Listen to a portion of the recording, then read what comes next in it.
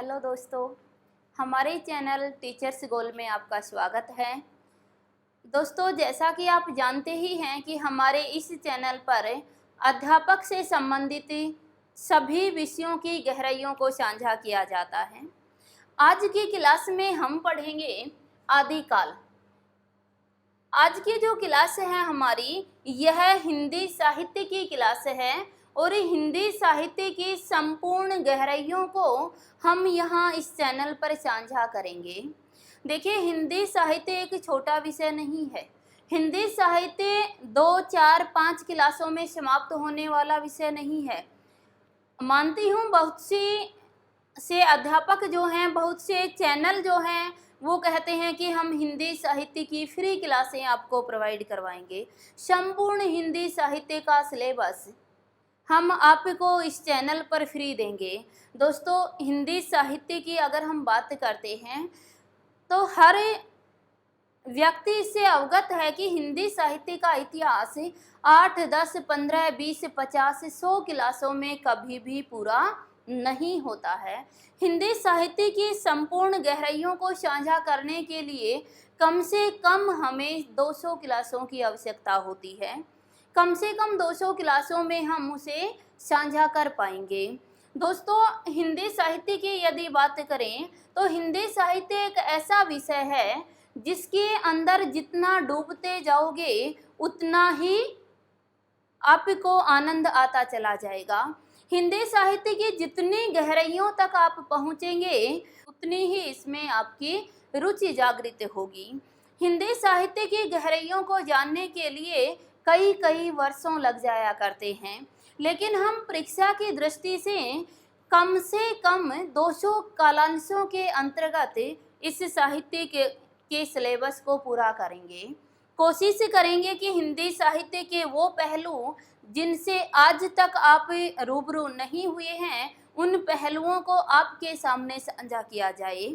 उन पहलुओं पर इस चैनल के माध्यम से प्रकाश डाला जाए। आइए दोस्तों, आज हम पढ़ते हैं आदिकाल। आदिकाल के बारे में आचार्य रामचंद्र शुक्ल ने कहा है कि ये जो आदिकाल है ये वीर गाथा काल है, क्योंकि इस समय में हमें सबसे अधिक वीर रचनाएं प्राप्त हुई, सबसे अधिक वीर रस की प्रधानता पाई गई।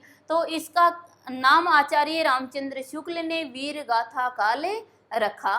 लेकिन हम जो पढ़ते हैं हिंदी साहित्य का इतिहास, उसके अंतर्गत आदिकाल का नाम हम आदिकाल ही पढ़ते हैं। आदिकाल नाम हजारी प्रसाद द्विवेदी के द्वारा दिया गया। ये आगे की क्लास में हम साझा करेंगे कि आदिकाल का नाम कौन कौन से लेखक के द्वारा क्या दिया गया।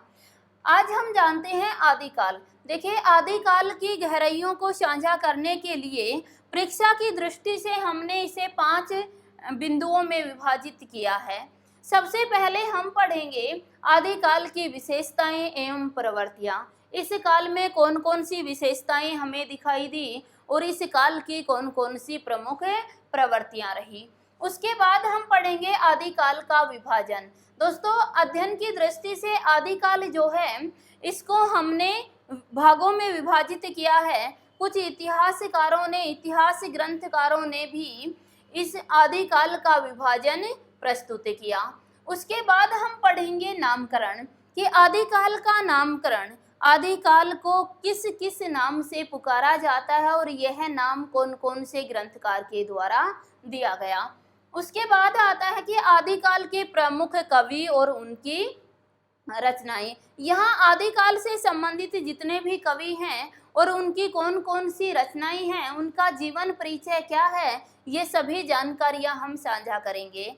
और उसके बाद हम साझा करेंगे आदिकालीन कवियों की प्रमुख पंक्तियां, जो परीक्षा की दृष्टि से बहुत ही महत्वपूर्ण हैं। दोस्तों, यदि हम आपका ध्यान नेट की तरफ आकर्षित करना चाहें तो नेट में 5 से 7 क्वेश्चन पंक्तियों से संबंधित आ जाया करते हैं। एक तरफ हमें पंक्ति दे दी जाती है और दूसरी तरफ हमें कवि दे दिए जाते हैं और हमें सही मिलान करके हमारा आंसर देना होता है। तो मुख्य जो पंक्तियां हैं आदिकालीन कवियों की, उनको भी हम इस क्लास में इस चैनल पर साझा करेंगे। उसके बाद हम लोग देखते हैं कि ये जो 5 बिंदु मैंने बनाए हैं, कोशिश रहेगी कि इन 5 बिंदुओं के आधार पर आदिकाल की गहराइयों को मैं आपसे साझा करूं। सबसे पहला क्वेश्चन हमारे यहाँ बन जाया करता है कि आदिकाल की समय सीमा क्या है। आदिकाल की समय सीमा, क्योंकि आदिकाल नाम किसके द्वारा दिया गया, हजारी प्रसाद द्विवेदी के द्वारा, तो उन्होंने ही आदिकाल की समय सीमा क्या रखी, 1000 ईस्वी से 1350 ईस्वी तक आदिकाल की समय सीमा को स्वीकार किया है। दोस्तों आगे हम पढ़ते हैं आदिकाल का विभाजन। आदिकाल के विभाजन की बात करें तो आदिकाल में हमें मुख्य रूप से 3 प्रकार का साहित्य देखने को मिलता है। सब पहला साहित्य हमारे सामने आ जाता है धार्मिक साहित्य। धार्मिक साहित्य की यदि हम बात करते हैं तो धार्मिक साहित्य का प्रमुख उद्देश्य था अपने धर्म का प्रचार प्रसार करना। धार्मिक साहित्य का प्रमुख उद्देश्य क्या था, धर्म का प्रचार प्रसार करना। दूसरा साहित्य हमें दिखाई देता है रासो साहित्य। रासो साहित्य का प्रमुख जो रस था वो वीर रस माना गया और रासो साहित्य का प्रमुख उद्देश्य था अपने आश्रयदाताओं की प्रशंसा करना। रासो साहित्य में जितने भी ग्रंथ लिखे गए वो सभी ग्रंथ किसी न किसी कवि के आश्रयदाता को समर्पित हैं, यानी उसमें राजाओं की प्रशंसा प्रस्तुत की गई है। और तीसरे प्रकार का साहित्य हमें देखने को मिला लौकिक साहित्य। जो लौकिक साहित्य है इसे फुटकर साहित्य भी कहा जाता है। लौकिक साहित्य को फुटकर साहित्य भी कहा जाता है, यानी कि इसमें छोटी छोटी रचनाएं हमें देखने को मिलती हैं, इसलिए इसको फुटकर साहित्य कहते हैं। दूसरा ये है कि जो लौकिक साहित्य है इसका प्रमुख उद्देश्य था आम जनता का मनोरंजन करना। ये जो कवि थे ये फुटपाथ पर घूमते रहते थे, विचरण करते रहते थे और आम लोगों का मनोरंजन करवाते थे। फिर से दोहराती हूँ कि आदिकाल में हमें 3 प्रकार का साहित्य दिखाई देता है, धार्मिक साहित्य, रासो साहित्य और लौकिक साहित्य। जो धार्मिक साहित्य है इसका प्रमुख उद्देश्य आचार्य रामचंद्र शुक्ल के अनुसार अपने धर्म का प्रचार प्रसार करना था। रासो साहित्य का प्रमुख उद्देश्य अपने राजाओं की या आश्रयदाताओं की प्रशंसा करना था और लौकिक साहित्य का प्रमुख उद्देश्य आम जनता का मनोरंजन करवाना था, इसीलिए इसको फुटकर साहित्य के नाम से भी जाना जाता है। आगे चलकर हम पढ़ेंगे कि फुटकर साहित्य के अंतर्गत कौन कौन से कवियों को सम्मिलित किया गया है। उसके बाद हम देखते हैं कि जो धार्मिक साहित्य है इसमें भी हमें 3 प्रकार का साहित्य प्राप्त होता है। पहला साहित्य आता है हमारा सिद्ध साहित्य। जो सिद्ध साहित्य था इसमें सिद्धों की जो संख्या मानी गई वो 84 मानी गई। सिद्ध साहित्य के अंतर्गत तंत्र मंत्र के द्वारा सिद्धि प्राप्ति का प्रावधान मिलता है। सिद्ध साहित्य में हमें 84 सिद्ध मिलते हैं, जिसमें से केवल 5 प्रमुख सिद्ध हमारे पास आते हैं। इतिहास दर्शन का भी हम अध्ययन करेंगे। देखिए ये जो संख्या मानी गई है, सिद्ध साहित्य की संख्या जो 84 मानी गई है, ये किसके द्वारा मानी गई है, राहुल शानकर्त्यायन के द्वारा मानी गई।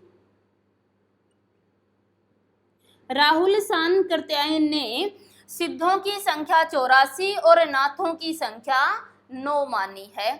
उसके बाद है नाथ साहित्य। ये जो नाथ साहित्य है इसमें नाथों की संख्या 9 मानी गई, जिसमें से आगे चलकर हम अध्ययन करेंगे कि गोरखनाथ प्रमुख नाथ कहलाए और गोरखनाथ की रचनाओं को भी हम साझा करेंगे।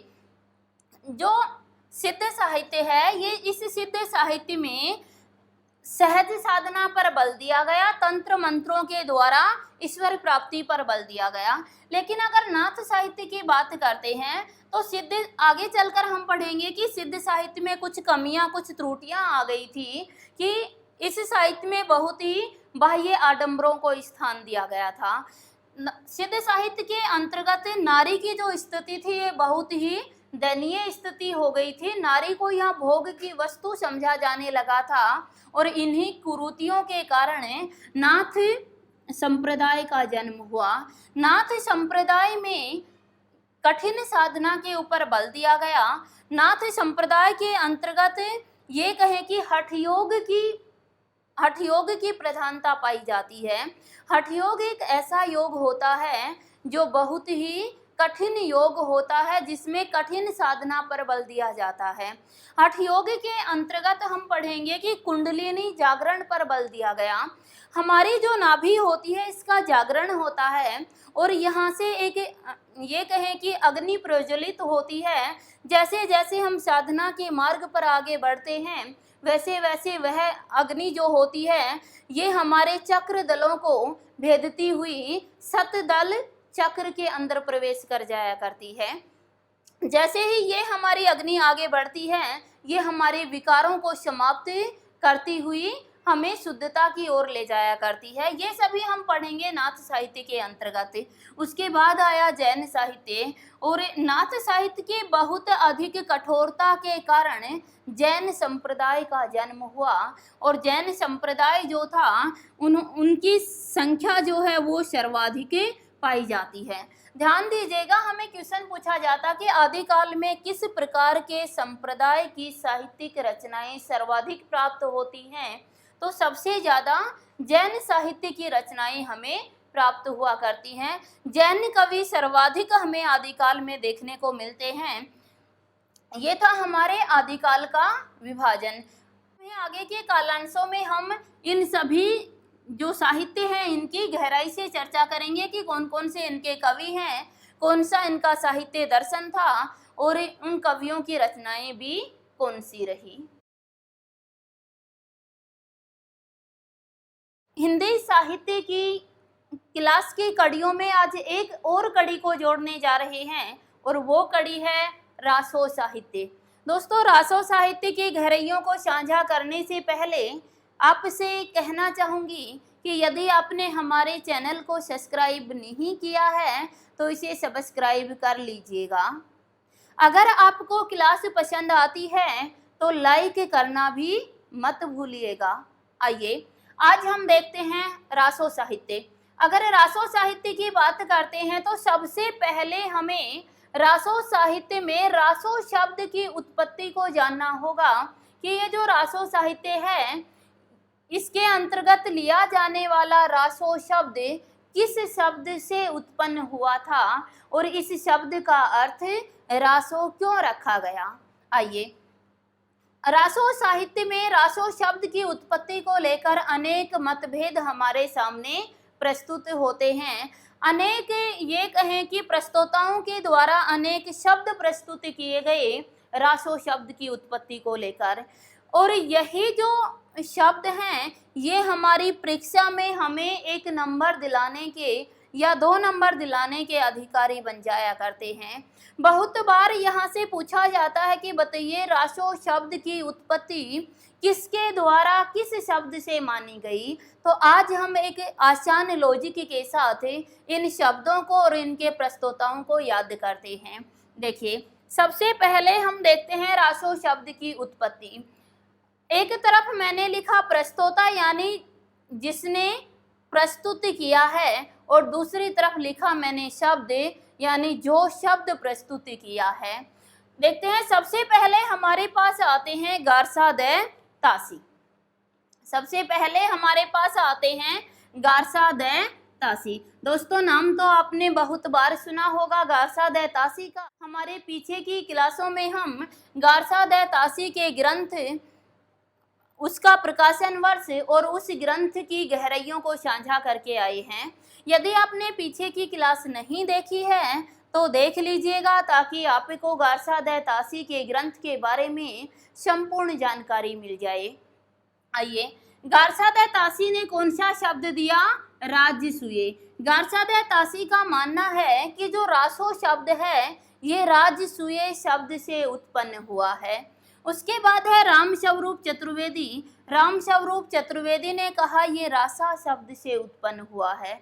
हम इनको याद कैसे रखें? याद रखने के लिए एक लॉजिक लगाते हैं। देखिए, गारसा दे तासी हैं, इसमें एक तास शब्द आया। देखिए, हम एक ही लॉजिक पर इसकी संपूर्ण विशेषताओं को पढ़ेंगे, एक ही लॉजिक से याद करेंगे। हमने पीछे भी जब इसका ग्रंथ याद किया तब उस समय भी हमने तासी को तास बनाया था और इनका ग्रंथ था इस्तबार दैला लिटरेतुर एंदुए हिंदुस्तानी। उसको हमने जो इस्तबार शब्द था उसको इतवार बनाया और ताश कब खेली जाती हैं, इतवार को, ये लॉजिक लगाकर इनका ग्रंथ याद किया था। उसी का उपयोग हम यहाँ करते हैं कि जो गारसादे तासी है इन्होंने रासो शब्द की उत्पत्ति राजसूय से मानी। राजसूय की अगर हम बात करें ना तो राजसूय यज्ञ एक ऐसा शब्द हमें सुनने को मिलता है कि राजसू यज्ञ किया गया। बस हम उसी का उपयोग करें कि राजसू यज्ञ कब किया जाता है, जब ताश खेली जाती है यानी इतवार को, है ना। राजसूय यज्ञ करते हैं कब, इतवार को, और इतवार को क्या खेली जाती है, ताश खेली जाती है। बस हम उसी का उपयोग करेंगे कि गारसादे तासी ने, ये गारसादे तासी थे, ये ताश खेलते खेलते इन्होंने क्या कर दिया, राजसूय यज्ञ कर दिया, यानी कि रासो शब्द की उत्पत्ति राजसूय से मानी।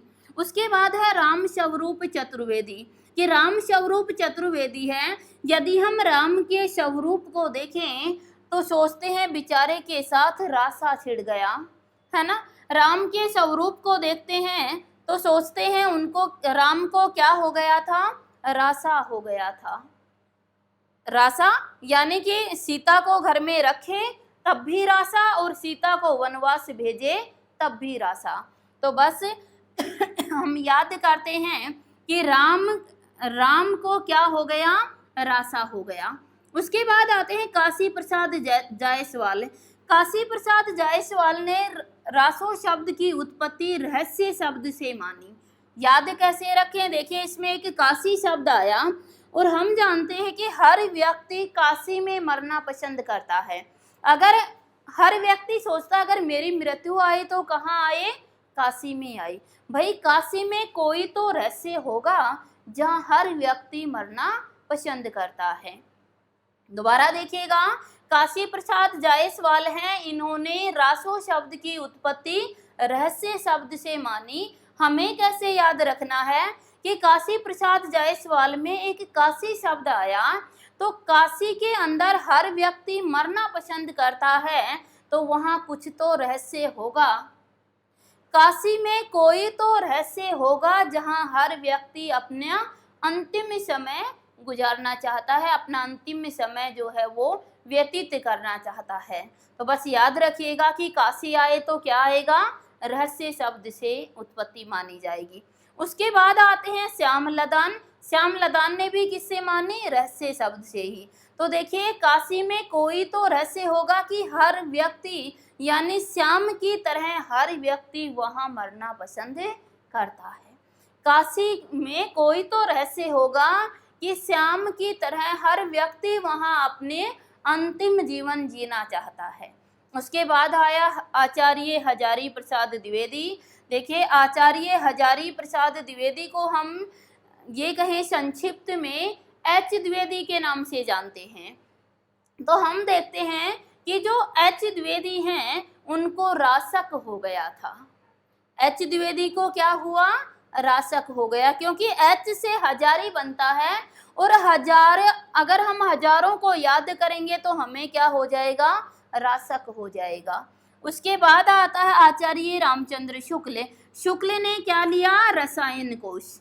आचार्य रामचंद्र शुक्ल हमारी हिंदी की एक महान हस्ती हुई है जिन्होंने किसको संभाला, रसायन कोश को संभाला। बस हम याद रखेंगे कि आचार्य रामचंद्र शुक्ल ने रासो शब्द की उत्पत्ति रसायन शब्द से मानी है। तो हम याद रखें कि आचार्य रामचंद्र शुक्ल ने क्या संभाला, रसायन कोश संभाला। उसके बाद है विश्वनाथ प्रसाद मिश्र और माता प्रसाद गुप्त। विश्वनाथ प्रसाद और माता प्रसाद गुप्त दोनों ने रासो शब्द की उत्पत्ति रासक शब्द से मानी है। याद रखें, और किसने मानी, आचार्य हजारी प्रसाद द्विवेदी ने, विश्वनाथ प्रसाद मिश्र और माता प्रसाद गुप्त तीनों ने किससे मानी, रासक शब्द से मानी है। याद रखिए कि हजारों प्रकार से, आचार्य हजारी प्रसाद द्विवेदी का हजार लिया हमने, हजारों प्रकार से विश्व में माता के गुण गाए गए तो बड़े ही रासक बन गए। हजारों प्रकार से विश्व में माता के गुण गाए गए तो वो हमारे लिए रासक बन गए। उसके बाद हैं पंडित हरप्रसाद शास्त्री जी। देखो, शास्त्री जी को तो हमेशा ही क्या प्राप्त होता है? यश प्राप्त होता है, याद रखिएगा। पंडित हरप्रसाद शास्त्री ने रासो शब्द की उत्पत्ति किससे मानी? राज यश से मानी है। हम याद रखें कि शास्त्री हरप्रसाद शास्त्री में एक शास्त्री शब्द आया, और जो शास्त्री जी होते हैं उनको राज में यश प्राप्त होता है, यश की प्राप्ति होती है। उसके बाद आते हैं नरोत्तम स्वामी। देखिए, ये नरों में उत्तम है। नरोत्तम स्वामी, नरोत्तम का यदि हम समास विग्रह कर दें तो क्या बन जाएगा? नरों में उत्तम। तो ये जो नरोत्तम हैं ये बड़े ही रसिक होते हैं, इसीलिए तो इन्हें नरों में उत्तम कहा जाता है। यानी नरोत्तम जो हैं ये बहुत ही रसिक हुआ करते हैं। देखिए, महावीर प्रसाद द्विवेदी में एक महावीर शब्द आया। मैं आपको ले जाना चाहूंगी धार्मिक ग्रंथों की ओर। धार्मिक ग्रंथों में हमारे पास आते हैं महावीर जैन। तो महावीर जो स्वामी थे जैन धर्म के, वहां से हम इसको जोड़ते हैं कि महावीर स्वामी जी को समाधि के अंतर बड़ा ही क्या आया? रस आया। यानी महावीर स्वामी ने लंबे समय तक समाधि ली। क्यों? क्योंकि उनको क्या आ रहा था? उसमें रस आ रहा था। दोस्तों, बस याद रखेंगे कि महावीर आ जाए तो इसने रासो शब्द की उत्पत्ति किससे मानी? रस शब्द से मानी है। उसके बाद है नंद दुलारे वाजपेयी। देखिए, इसमें एक शब्द आया नंद दुलारे। तो नंद का जो दुलारा है उसको कुछ भी रास नहीं आता है। यानी नंद दुलारे वाजपेयी ने रासो शब्द की उत्पत्ति किससे मानी? रास शब्द से मानी है। बस हम याद रखें कि जो नंद का दुलारा है उसे कुछ भी रास नहीं आता है। दोस्तों, ये था हमारा रासो शब्द की उत्पत्ति को लेकर प्रस्तुत किए गए अनेक मतभेद या प्रस्तुत किए गए शब्द।